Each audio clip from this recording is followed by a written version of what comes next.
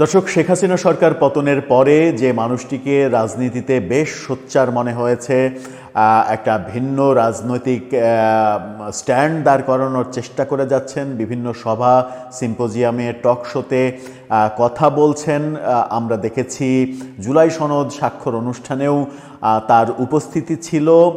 বলছি নাগরিক ঐক্যের সভাপতি মাহমুদুর রহমান মান্নার কথা, একসময় যিনি আওয়ামী লীগের রাজনীতির সঙ্গে জড়িত ছিলেন এবং আওয়ামী রাজনীতির বেশ বড় ধরনের নেতাও ছিলেন। তিনি আওয়ামী লীগ থেকে বহিষ্কৃত হওয়ার পরে নতুন দল করেন। এবারে তাকে নিয়ে যখন অনেক আলোচনা ছিল, হচ্ছে, এবং আজকেই যখন বিএনপি মহাসচিব বগুড়া ২ আসনে তার নাম ঘোষণা করলেন যে বিএনপির জোট থেকে মাহমুদুর রহমান মান্না নির্বাচন করবেন, ঠিক সেই সময় উচ্চ আদালত থেকে আসলো বেশ খারাপ খবর, এবং সেই খবরে নিশ্চিত হওয়া যাচ্ছে মাহমুদুর রহমান মান্না নির্বাচনই করতে পারবেন না। তার মানে বিএনপির জোটে একজন সদস্য কমে গেল। বিএনপি বগুড়া ২-এ নিশ্চিত করেই এখন তাদের নিজেদের প্রার্থী মনোনয়ন দিতে পারবে। এটা বিএনপির তৃণমূলের জন্য একটা সুখবরই বটে। কিন্তু মাহমুদুর রহমান মান্না কেন নির্বাচন করতে পারবেন না? কি হলো হঠাৎ করে? কারা নির্বাচন করার পথে বাধা হয়ে দাঁড়ালো টেকনিক্যালি? চলুন একটু জেনে দেখি এই ভিডিওতে। থাকবেন পলিটিক্স টিভির নিয়মিত আয়োজনে।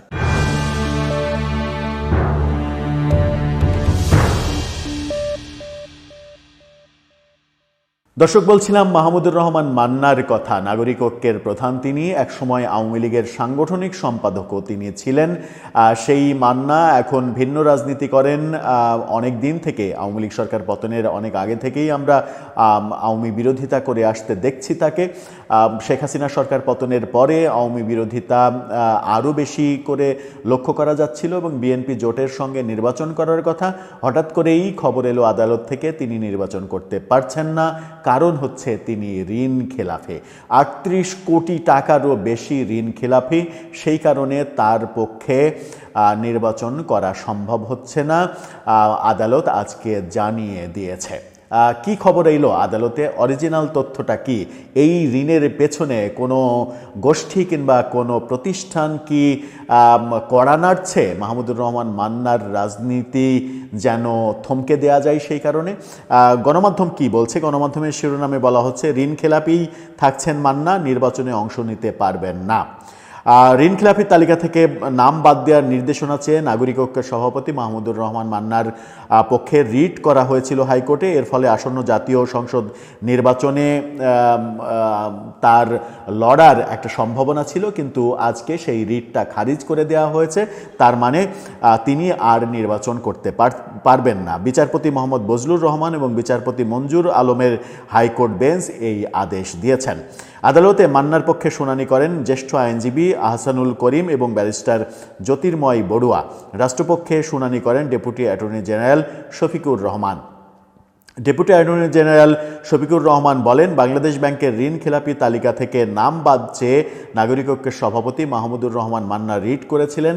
আদালত রিট আবেদনটি খারিজ করে দিয়েছেন। এর ফলে নির্বাচনে অংশ নিতে পারবেন না তিনি। মান্নার আইনজীবী ব্যারিস্টার জ্যোতির্ময় বড়ুয়া বলেছেন, হাইকোর্টের রিট খারিজের বিরুদ্ধে তারা আপিল বিভাগে আপিল করবেন। এর আগে ১০ ডিসেম্বর নাগরিক ঐক্যের সভাপতি মাহমুদুর রহমান মান্নার নেতৃত্বাধীন প্রতিষ্ঠান আফাকু কোল্ড স্টোরেজ লিমিটেডের কাছে খেলাফি ঋণের ৩৮ কোটি ৪,৭৬,০০০ টাকা আদায়ে কলব্যাক নোটিশ জারি করে ইসলামী ব্যাংক। ইসলামী ব্যাংক থেকে বগুড়া শাখার থেকে এই নোটিশ জারি করা হয়। ৩৮ কোটি ৪,৭৬,০০০ টাকার ঋণ। আফাকু কোল্ড স্টোরেজ, এই কোল্ড স্টোরেজের দুইজন অংশীদারের ঠিকানায় এই নোটিশ পাঠানো হয় এবং ১৮ ডিসেম্বরের মধ্যে বকেয়া পরিশোধের নির্দেশ দেওয়া হয়। এখানে মাহমুদুর রহমান মান্না 50% মালিক, সুতরাং এই ঋণের অর্ধেকের দায় তার মাথায় থাকে। কোনো ঋণখিলাপি ব্যাংকে যিনি ঋণ নিয়েছেন সেই ঋণখিলাপি নির্বাচন করতে পারবেন না, এটাই নির্বাচনের নিয়ম।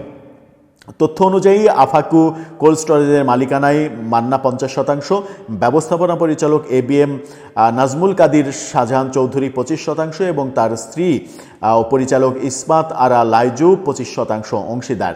গত 3রা ডিসেম্বর পাঠানো নোটিশে বগুড়ার শিবগঞ্জ কিচক বাজারে অবস্থিত প্রতিষ্ঠানটির কাছে খেলাফি বিনিয়োগ বাবদ এই টাকা দাবি করা হয় এবং 18 তারিখের মধ্যে সেই টাকা পরিশোধ করার কথা বলা হয়। হাইকোর্টে রিট করলেন মাহমুদুর রহমান মান্না, সেই রিট খারিজ হয়ে গেল। তার মানে তার যে স্বপ্নের নির্বাচন এবং এমপি হয়ে সংসদে যাওয়ার যে স্বপ্ন, যে প্রত্যাশা, সেটা আর হলো না। এবার বিএনপি জোটেও একটা বড় পরিবর্তন তাহলে আসছে। বগুড়া 2 আসনে মাহমুদুর রহমান মান্না নির্বাচন করতে না পারলে সেখানে নিশ্চিত করে বিএনপির প্রার্থী হয়তো প্রতিদ্বন্দ্বিতা করবেন, নাকি মান্নার বদলে তার দলের অন্য কাউকে এখানে মনোনয়ন দেওয়া হবে, না কি করবে বিএনপি পরবর্তী সিদ্ধান্তে হয়তো সেটা পরিষ্কার হওয়া যাবে। তবে মাহমুদুর রহমান মান্নার মতো একটা ফিগার আগামী নির্বাচনে হারানোর মাধ্যমে বিএনপি জোটের একটুখানি হলেও জৌলুস বোধহয় হারালো। দর্শক, আপনার কাছে কী মনে হয়? এই যে আর সামনে 3-4 দিন সময় নমিনেশন জমা দেওয়ার, এই 3-4 দিনের মধ্যে মান্নার ব্যাপারে কি কোনো মিরাকেল ঘটবে? আপনার মতামত জানিয়ে লিখতে পারেন আমাদের কমেন্ট বক্সে।